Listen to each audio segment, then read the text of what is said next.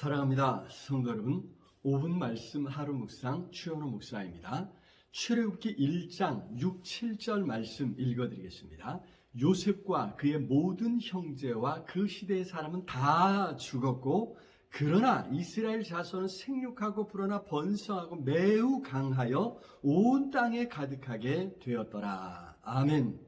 자, 창세기는 하나님께서 모든 것을 창조하심으로 시작되었으며 모든 것의 시작을 기록해 주었지요.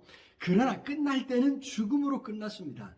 이스라엘이 애굽으로 내려가서 정착한 후 거기서 야곱도 죽었고 요셉도 죽었습니다. 그렇게 끝났지요.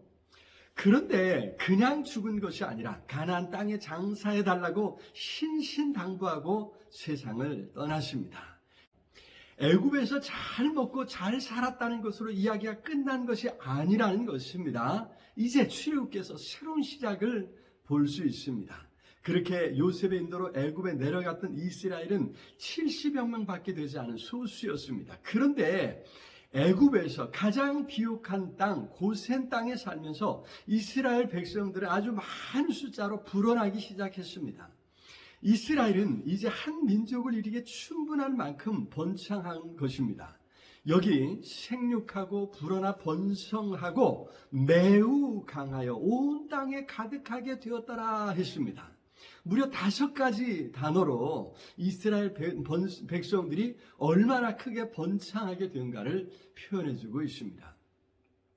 얼마나 크게 번성했는지 애굽 사람들이 두려워하기 시작했습니다. 그래서 이스라엘을 괴롭히기 시작하죠. 그런데 학대를 받을수록 더욱 번성하여 퍼져나가는 것입니다. 참으로 놀라운 일이 아닐 수 없습니다.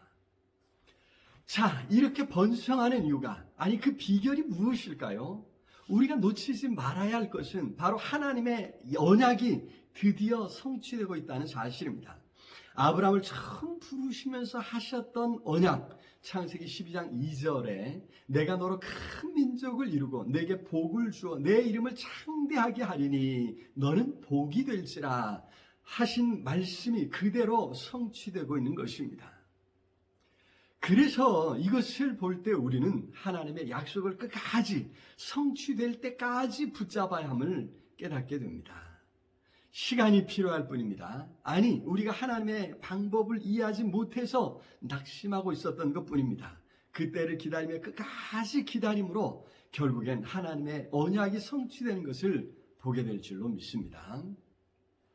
사실 사탄은 여러 가지 방법으로 하나님의 계획을 방해하곤 합니다. 그러나 하나님께서는 크신 능력으로 그 뜻을 이루십니다. 사탄의 준동이, 사탄의 온갖 책략이 하나님의 뜻을 성취하는 데 방해가 되는 것이 아니라 오히려 하나님의 뜻을 이루도록 더 부채질하게 된다는 것이죠. 사탄이 아무리 발버둥 친다 해도 하나님의 계획을 방해하지 못하는 것입니다. 이스라엘에게 약속하신 것을 성취하신 것처럼 과연 하나님께서는 예수 그리스도 안에서 그 언약을 온전히 성취하셨습니다. 인류를 죄 가운데 버려두지 아니하시고 친히 찾아오셨지요. 인류를 대신 십자가를 지고 죽임 당하심으로 구원의 문을 활짝 열어 놓으셨습니다. 그리고 말씀을 듣고 순종하여 믿음으로 영접하게 되는 모든 사람을 위해 다시 살아나셨습니다. 예수님의 오심과 십자가 죽으심과 다시 사심은 모든 인류를 구원하신, 그래서 언약을 성취하신 사건인 것이죠. 잊지 말아야 합니다. 우리 때문이 아닙니다. 하나님의 언약 때문에 그 백성을, 그 자녀들을 복주시는 것입니다. 그러니 아무리 어려워도, 아무리 앞이 보이지 않는다고 해도 낙심하지 맙시다. 조금 더 참고 기다립시다. 때가 차기를, 속히 하나님의 정하신 때가 되기를 더욱 기도할 때 하나님의 언약이 성취될 것입니다.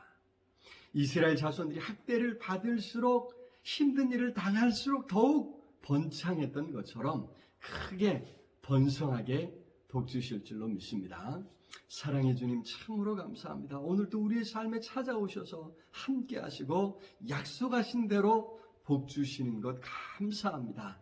때로 힘들고 앞이 보이지 않아도 낙심치 않게 하시고 더 간구하며 가겠사오니 성령 하나님 능력의 손으로 꼭 붙잡아 주시옵소서.